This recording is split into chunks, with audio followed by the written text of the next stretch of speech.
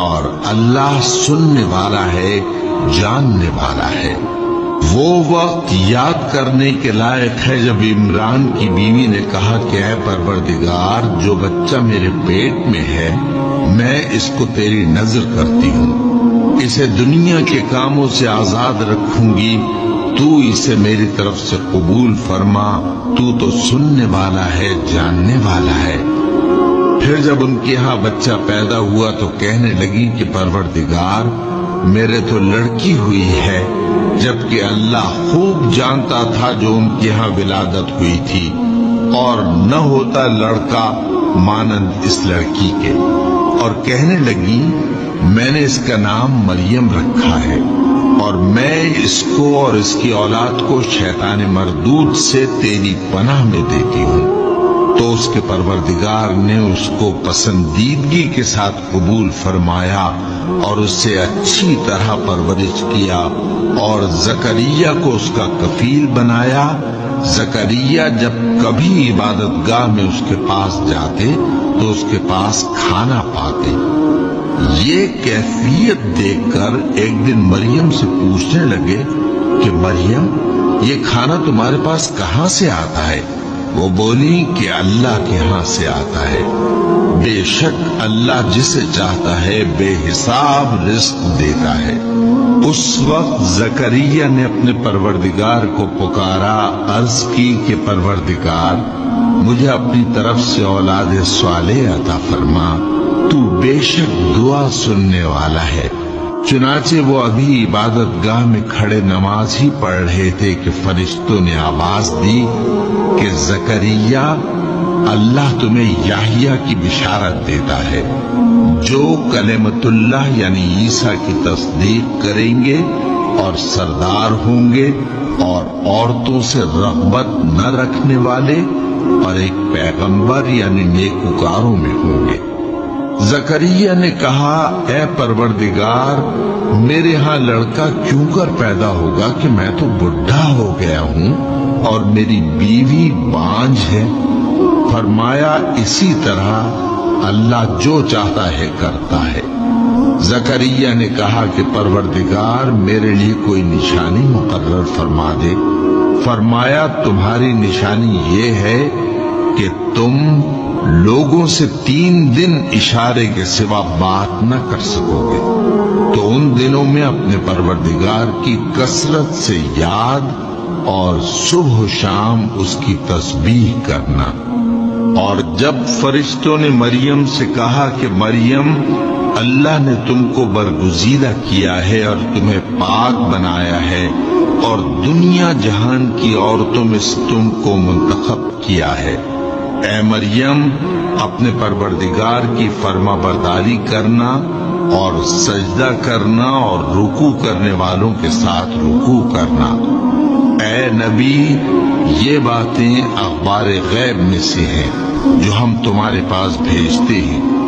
اور جب وہ لوگ اپنے قلم بطور قرعہ ڈال رہے تھے کہ مریم کا کفیل کون بنے، تو تم ان کے پاس نہیں تھے،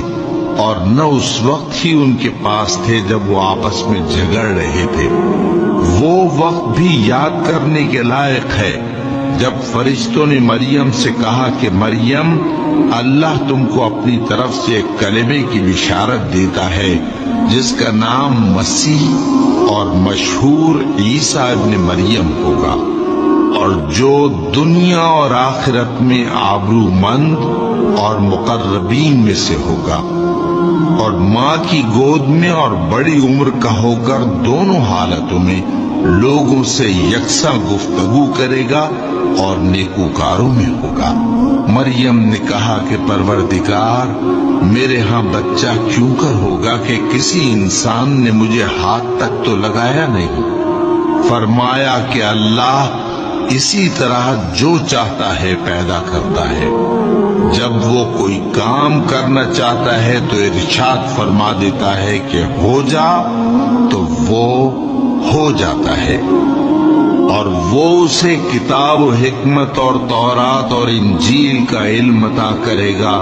اور عیسیٰ بنی اسرائیل کی طرف پیغمبر ہو کر جائیں گے اور کہیں گے کہ میں تمہارے پاس تمہارے پروردگار کی طرف سے نشانی لے کر آیا ہوں، وہ یہ کہ تمہارے سامنے مٹی سے پرندے کی صورت بناتا ہوں، پھر اس میں پھونک مارتا ہوں تو وہ اللہ کے حکم سے سچ مچ پرندہ ہو جاتا ہے، اور پیدائشی اندھے اور ابرص کو تندرست کر دیتا ہوں، اور اللہ کے حکم سے مردوں کو زندہ کر دیتا ہوں، اور جو کچھ تم کھا کر آتے ہو اور جو اپنے گھروں میں جمع کر رکھتے ہو سب تم کو بتا دیتا ہوں۔ اگر تم صاحب ایمان ہو تو ان باتوں میں تمہارے لیے نشانی ہے، اور مجھ سے پہلے جو تورات نازل ہوئی تھی اس کی تصدیق بھی کرتا ہوں، اور میں اس لیے بھی آیا ہوں کہ بعض چیزیں جو تم پر حرام تھیں ان کو تمہارے لیے حلال کر دوں، اور میں تو تمہارے پروردگار کی طرف سے نشانی لے کر آیا ہوں، تو اللہ سے ڈرو اور میرا کہا مانو۔ کچھ شک نہیں کہ اللہ ہی میرا اور تمہارا پروردگار ہے، تو اسی کی عبادت کرو،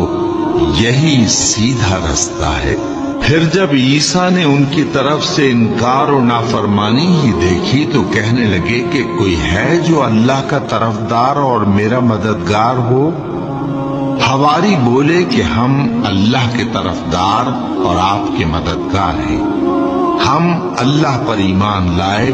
اور آپ گواہ رہے کہ ہم فرمانبردار ہیں۔ اے پروردگار، جو کتاب تو نے نازل فرمائی ہے ہم اس پر ایمان لے آئے اور تیرے پیغمبر کے متبع ہو چکے، تو ہم کو ماننے والوں میں لکھ رکھ۔ اور وہ یعنی یہود قتل عیسیٰ کے بارے میں ایک چال چلے، اور اللہ نے بھی عیسیٰ کو بچانے کے لیے تدبیر کی، اور اللہ بہترین تدبیر کرنے والا ہے۔ اس وقت اللہ نے فرمایا کہ عیسیٰ، میں تمہاری دنیا میں رہنے کی مدت پوری کر کے تم کو اپنی طرف اٹھا لوں گا اور تمہیں کافروں کی صحبت سے پاک کر دوں گا، اور جو لوگ تمہاری پیروی کریں گے ان کو کافروں پر قیامت تک فائق و غالب رکھوں گا۔ پھر تم سب میرے پاس لوٹ کر آؤ گے،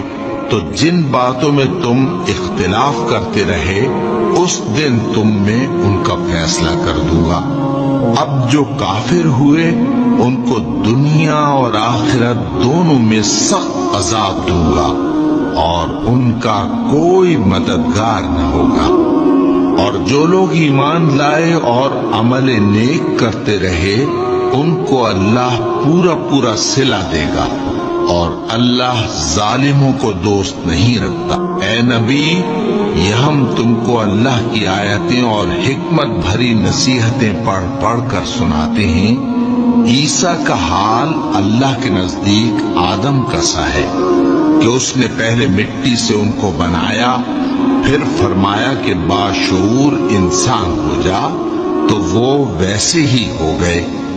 یہ بات تمہارے پروردگار کی طرف سے حق ہے،